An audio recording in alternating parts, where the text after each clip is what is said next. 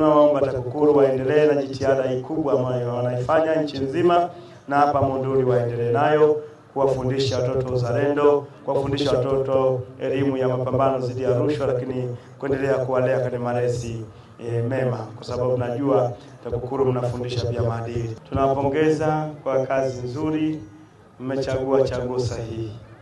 Hapa ndio sehemu ambayo mtapata elimu ya uzalendo, mtapata elimu ya kuhakikisha kwamba Tanzania inasonga mbele kimaendeleo, kwa maana ya kuendelea na mapambano dhidi ya rushwa.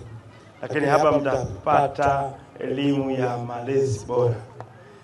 Kwa mmechagua chaguo sahihi sana. Na sisi tunawapongeza, mmekuja sehemu ambayo mnaandaliwa kuwa viongozi. Kusoma, lakini unaandaliwa kuwa kiongozi. Kwa hiyo unatakiwa usome kwa bidii sana, kwa sababu tayari umepata watu ambao watakutengeneza kuwa kiongozi.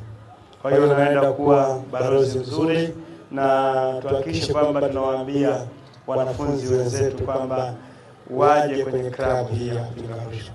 Ikiwezekana hata wanafunzi wote wawepo kwenye klabu ya kupinga rushwa. Waambieni tu kwamba huku ndiko tunazalishwa wa viongozi wazuri, lakini wataalamu wazuri wa nchi, lakini wasomi wazuri. Natuamini mimi kwenye klabu ya pinga rushwa ndiko anakuwepo mtaalamu yule mzuri anayeongoza darasani. Hawezi kukosekana hapa. Kwa hiyo huku ndiko sehemu sahihi. Waambieni wenzenu kwamba waje kwenye klabu ya wapinga rushwa. Kwani kuna kiingilio? Si bure tu.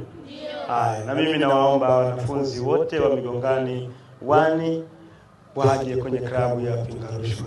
Mwalimu mkuu wa shule hii, jitahidi uwezavyo watoto wote wa shule yako wawepo kwenye klabu ya wapinga rushwa.